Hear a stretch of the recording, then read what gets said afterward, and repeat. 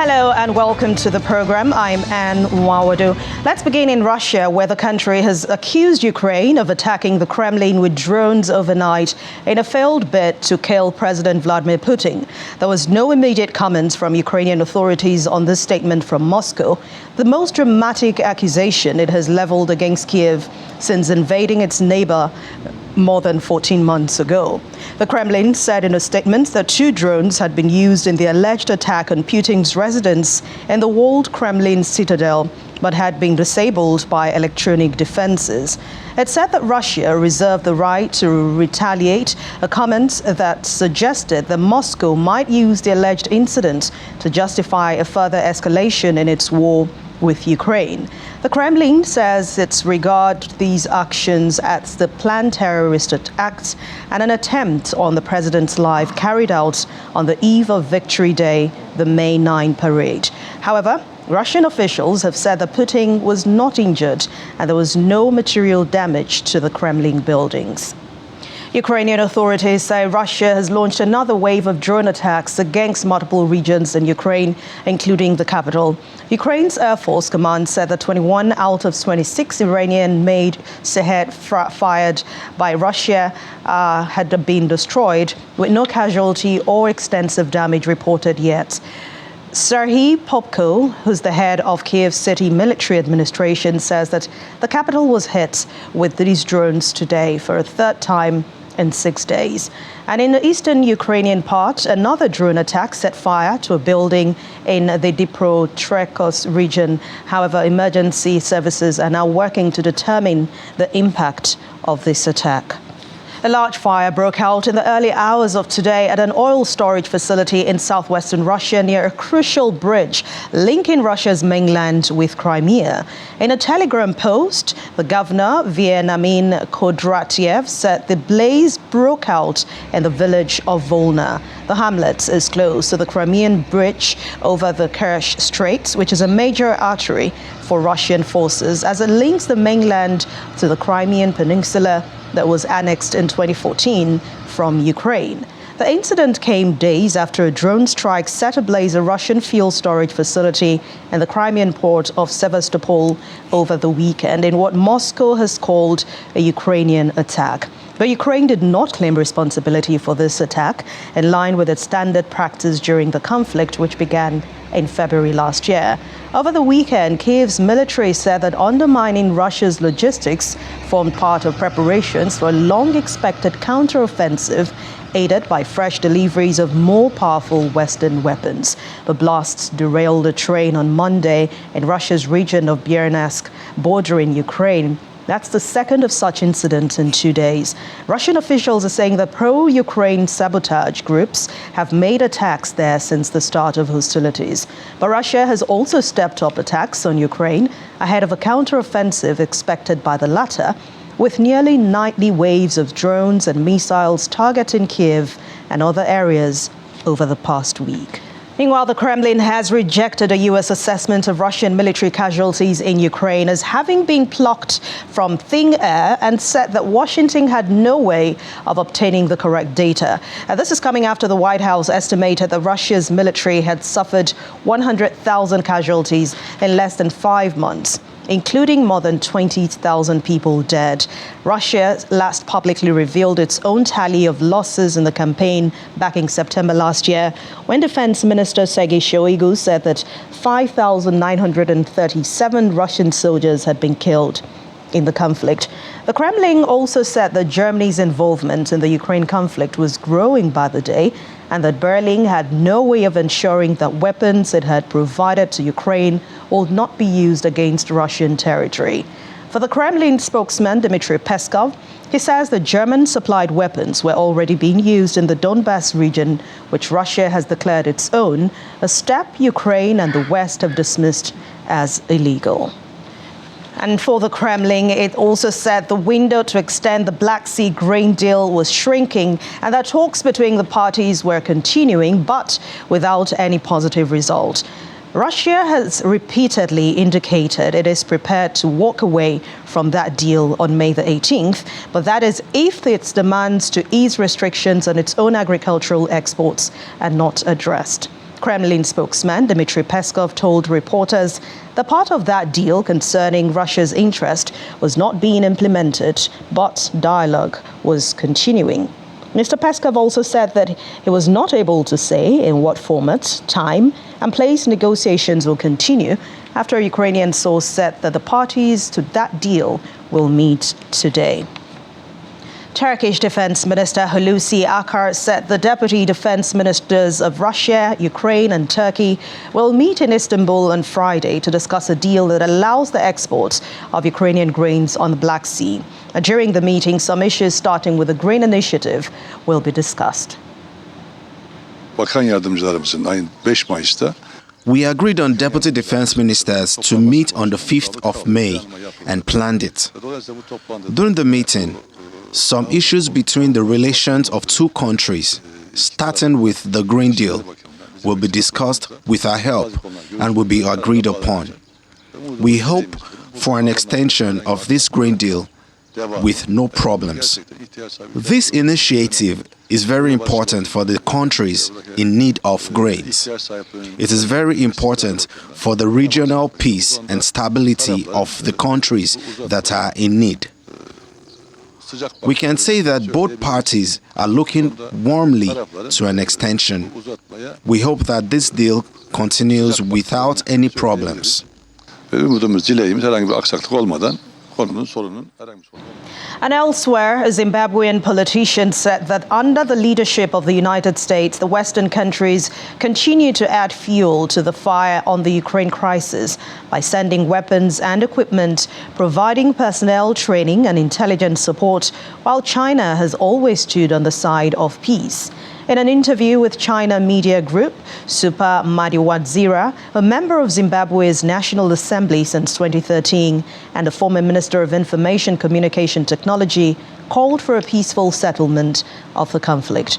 He lauded China's efforts to bring the parties together for talks and stand on the side of peace on the crisis.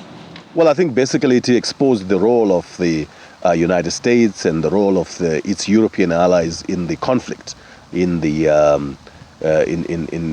Ukraine, which is pitting the West against Russia, and look at who has been at the forefront of arming the Ukrainians, who has been at the forefront of providing military infrastructure, military hardware to the Ukrainians in order to continue the war. The whole world should be seized with finding peace. But when you look at a situation where the big countries like the United States, countries in the NATO alliance, not talking about peace, but looking at how to arm, you must begin to question the intentions. But increasingly, I think the European allies are beginning to realize that they are not the beneficiaries of this conflict, and that in fact their economies are much worse than they were before the war. The Chinese efforts towards bringing the parties to a negotiating table, and that is a force for good. And people must recognize, I think, the role that China is beginning to play. So I think that anyone who is interested in peace, anyone who is interested in development, in progress, must rally behind what China is doing. U.S. Ambassador to China Nicholas Burns said the United States wants to see China press Russia to end its war in Ukraine. But Burns said that an event at the Foreign Affairs think tank Stimson Center, which he attended virtually, in his words, we need to see from China to push Russia to withdraw its troops so that Ukraine can have all its territory back and can be fully sovereign again in all aspects of that word. He continued by saying that it will be helpful if China pushed Russia to cease bombing of Ukrainian schools and Ukrainian hospitals and even Ukrainian apartment buildings. It says that they have seen tremendous loss of life just in the last month or two under this vicious Russian aerial assault and drone attacks on Ukrainian civilians. So he thinks that it will be like, and is sure that what the European countries would like, that's what Ukraine wants from China. Mr. Burns also said the conversation between Chinese President Xi Jinping and the Ukrainian President Volodymyr Zelensky was a good first step, but it's still unclear if any action will follow it.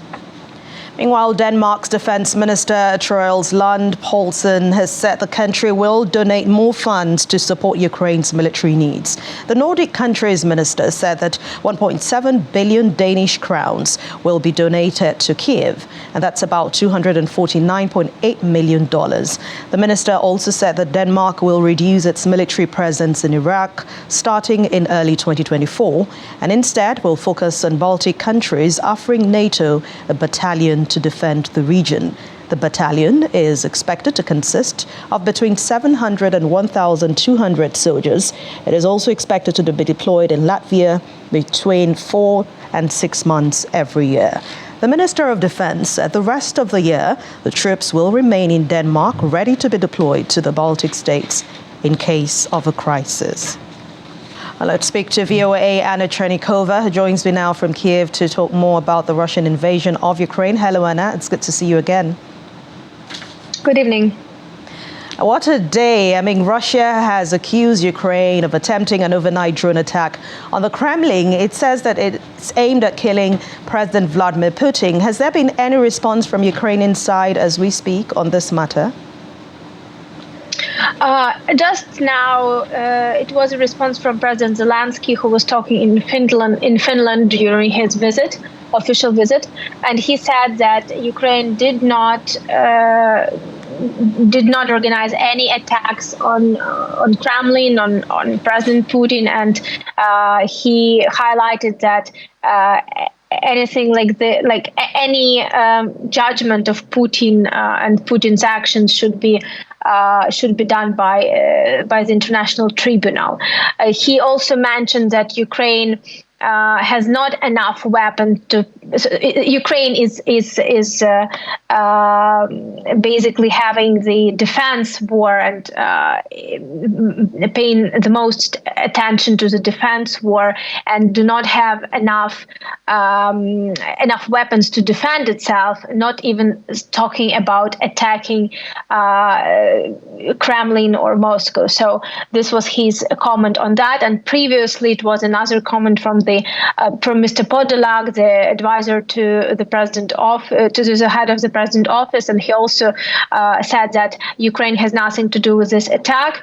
And in general, we should be very careful when at this point when talking about this particular incident, because basically we cannot independently verify this.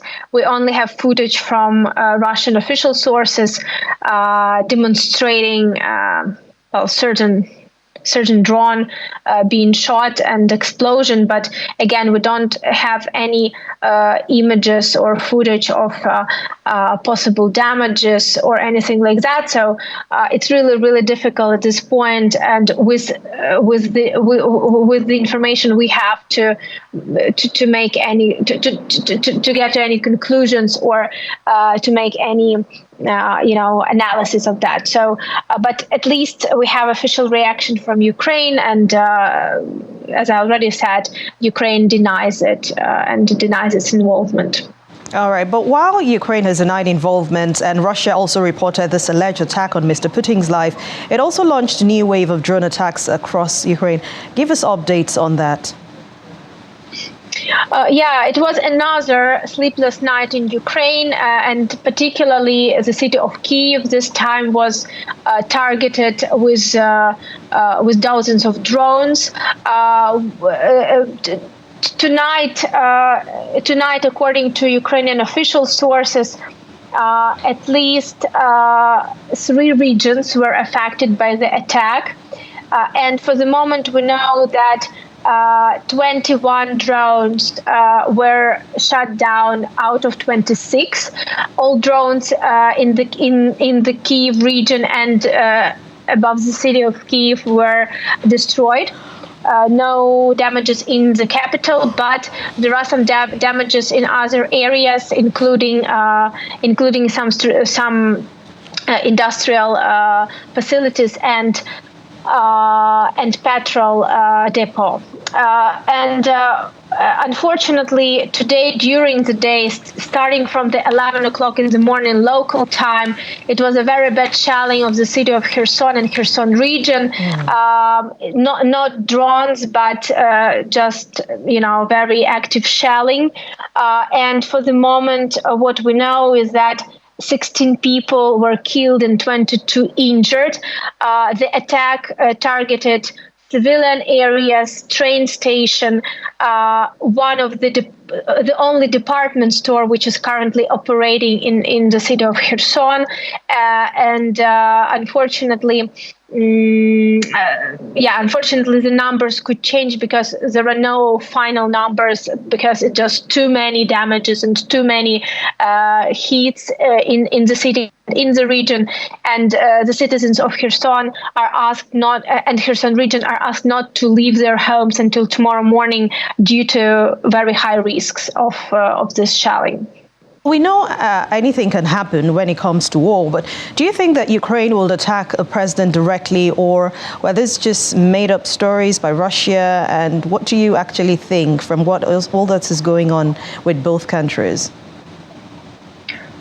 Well, it's very difficult to, clearly believe to what Russia is saying, considering that the only proof which is available is proof from Russian official sources.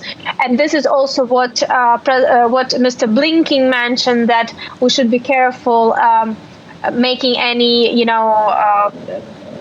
analysis and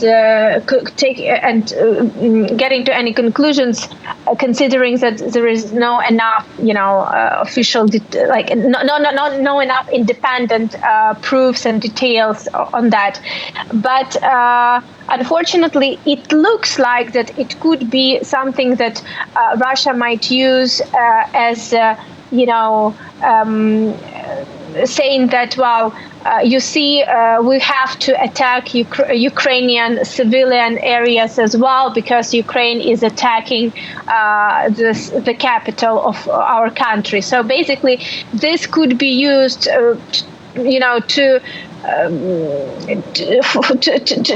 to prepare any other actions, or even, attacks in Ukraine, and then to say, this was an answer to this action by Ukraine. So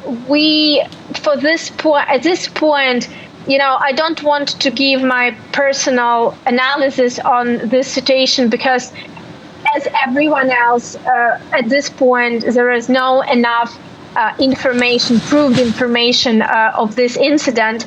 But definitely in Ukraine, I can tell that in Ukraine there are a lot of skepticism on this in terms of this case, and this incident is considered quite provocative, and it might be a part of Russian narrative and Russian message for the future, to cover their future attacks in Ukraine.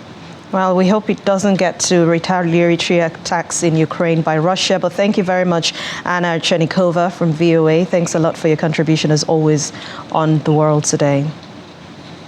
Thank you.